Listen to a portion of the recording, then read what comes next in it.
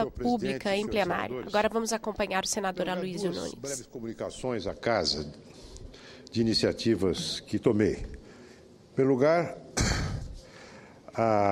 quero comunicar que recorri hoje, tendo para isso o número regimental de assinaturas, da decisão da Comissão de Constituição e Justiça, que rejeitou a proposta de emenda constitucional número 33, da qual fui o primeiro signatário, que visa a desconsiderar a inimputabilidade dos maiores de 16 anos e menores de 18 anos, depois de transcorrido um processo judicial adequado perante a vara da infância e da adolescência, no caso em que esses adolescentes tenham cometido crimes hediondos, crimes de excepcional gravidade e que, portanto, caberia à Justiça aplicar-lhes ao Código Penal.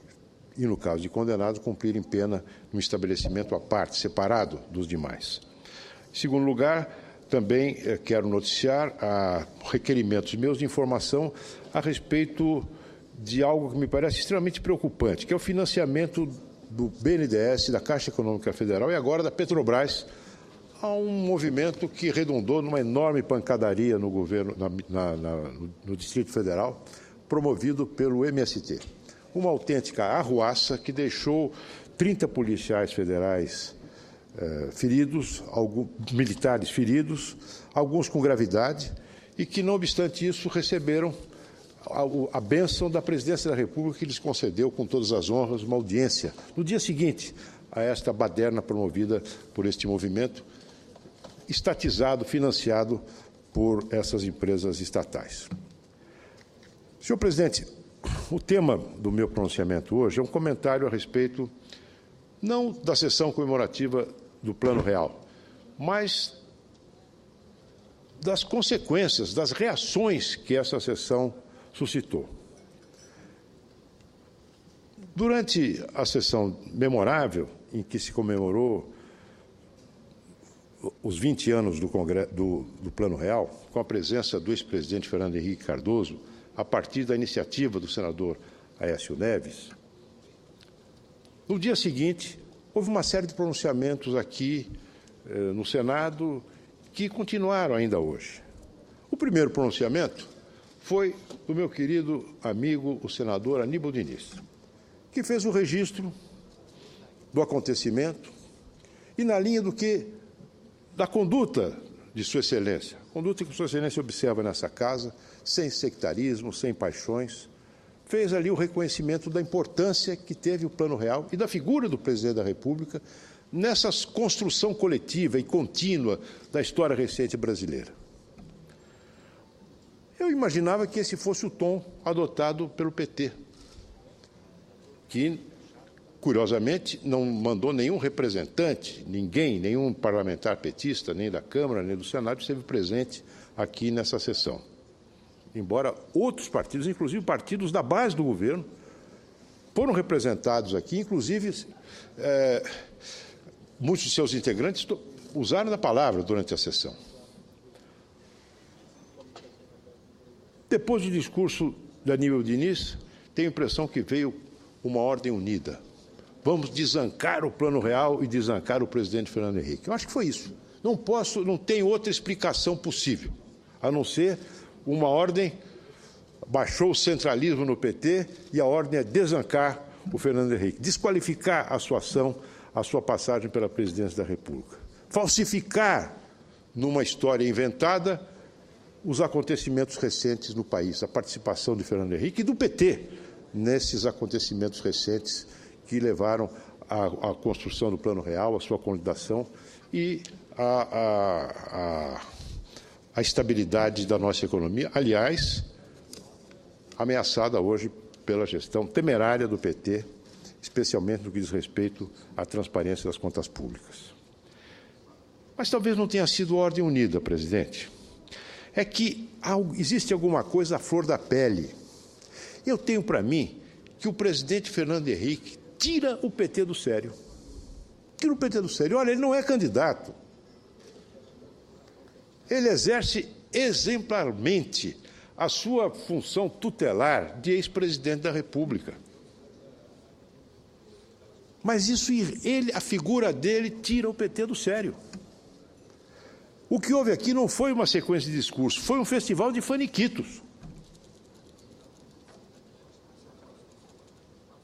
Será que existe alguma mágoa, algum ressentimento pelo fato do presidente Fernando Henrique ter derrotado 2 vezes o presidente Lula? E no primeiro turno? Não creio, porque o próprio presidente Lula tem, em relação ao presidente Fernando Henrique, uma relação de extrema cordialidade. Tem lá suas rusgas, as suas diferenças, de vez em quando um chispa para cá, outro chispa para lá, mas se respeitam. A longa relação, desde o tempo ainda das greves de São Bernardo. A presidente Dilma, não creio.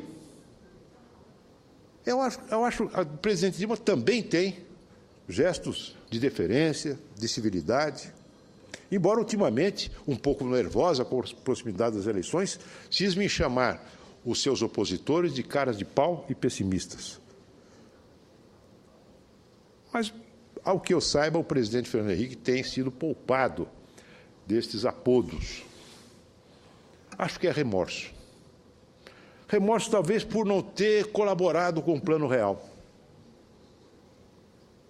E eu vi uma explicação, agora há pouco, uma explicação da recusa do PT em sequer discutir com o ministro da Fazenda, Fernando Henrique Cardoso, as linhas gerais do que viria a ser o Plano Real, pelo fato de que a oposição tem que ter, evidentemente, a sua reserva, o seu resguardo, reservar-se o seu juízo crítico, é claro. Mas o que impede o diálogo? O que impede a colaboração? Meus caros colegas, eu me lembro ainda, eu era deputado federal, quando o presidente Lula assumiu. Já na transição, aliás, na votação do orçamento do primeiro ano da gestão do presidente Lula, nós tínhamos maioria no Congresso Nacional. E, no entanto, a orientação do presidente Fernando Henrique foi a de que todos nós deveríamos nos alinhar à orientação daquele que representava já o governo eleito na Comissão de Orçamento, que era o deputado Bittar, do PT do Rio de Janeiro. E assim foi feito. O presidente Lula se instala na presidência da República, tendo, felizmente, esquecido aquela pregação que desencadeou, inclusive, um pânico quando a sua vitória se vislumbrava no horizonte, a ideia de plebiscito da dívida externa e coisas assim. O presidente Lula chega ao governo e, pragmaticamente, resolve dar continuidade à reforma da Previdência.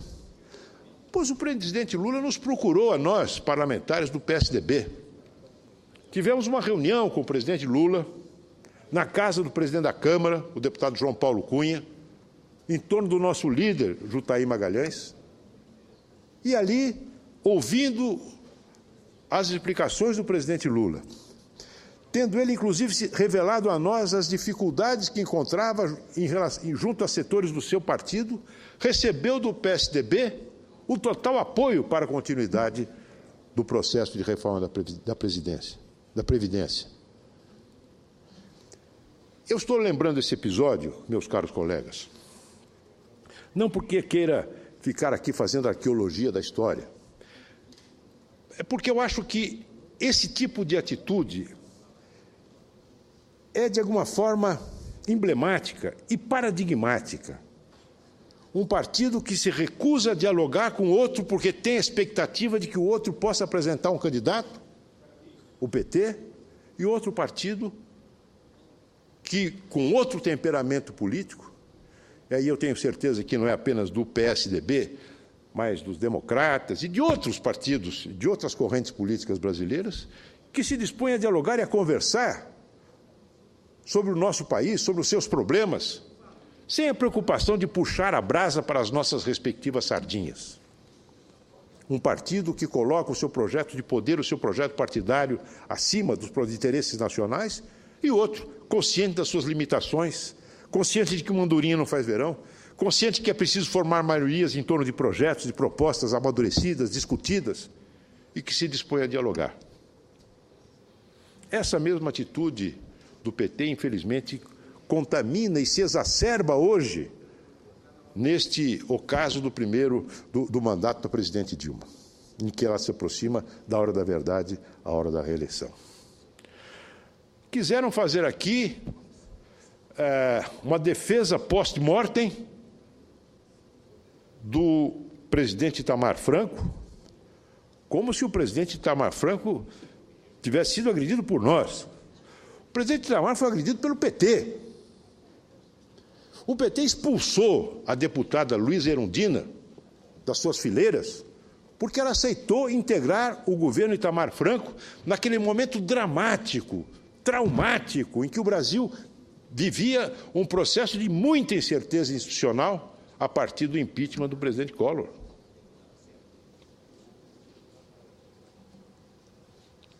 O PT expulsou Luísa Erundina. Não queria conversa com o Itamar Franco. Votou contra o Plano Real. Votou contra a Lei de Responsabilidade Fiscal. Votou contra o Fundef. Votou contra o Fundef. Felizmente a história não parou ali. Felizmente a história caminhou. Felizmente o presidente Lula teve o bom senso de guardar os fundamentos da estabilidade da economia. Felizmente o Fundef se estabeleceu, gerou frutos e demos um passo adiante com o Fundeb. Felizmente a responsabilidade fiscal é algo que está hoje perfeitamente ancorada na consciência dos brasileiros, dos gestores brasileiros e mesmo dos cidadãos brasileiros.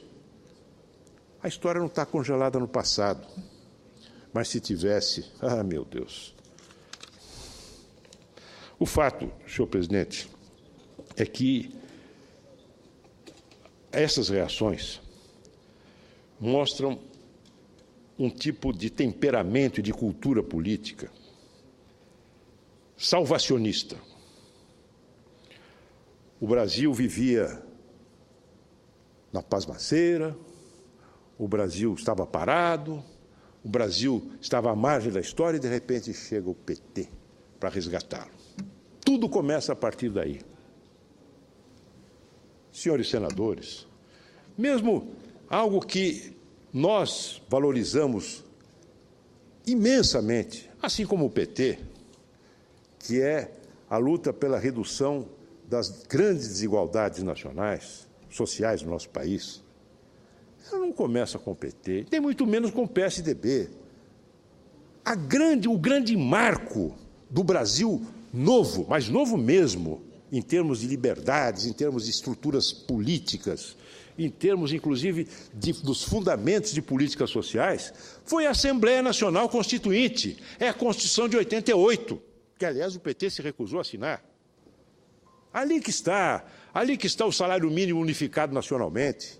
Ali que está o salário mínimo para os funcionários, para o trabalhador rural que não teve condições de contribuir para a sua aposentadoria. Ali que está o delineamento do Sistema Único de Saúde. Não, a história não começou nem com os senhores, nem conosco. Essa é uma construção do povo brasileiro. O Brasil hoje, o Fernando Henrique tem razão, está melhor do que antes. Eu sei, todos nós sabemos que está melhor do que antes, em todos os planos.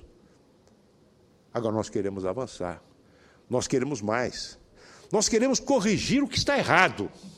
E um partido que nega a história, que nega-se a aprender com as lições da história, como se a história não existisse, é um partido que não olha para os seus próprios erros, não olha para as próprias deficiências da sua gestão, que estão aí à vista de todos.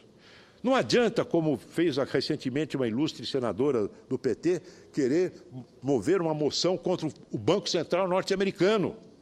Ou o ministro das Comunicações dizer que os empresários fazem beicinho e que precisam ser objeto de um tratamento psicológico. Não, os fatos estão aí, gerando preocupação, inquietude, desconfiança e gerando também esperança de mudar. Eu tenho para mim que o partido que reage dessa forma à sua própria história e à história do Brasil não tem condições de aprender, não tem condições de avançar, de se livrar da má herança que ele mesmo criou. Por isso, nós queremos mudar. Muito obrigado. Vossa Excelência, infelizmente, eu ficaria fascinado por debater com Vossa Excelência, mas o regimento não me permite, uma vez que estou usando a palavra pela pensei que fosse como orador inscrito, perdão. Mas não faltará oportunidade.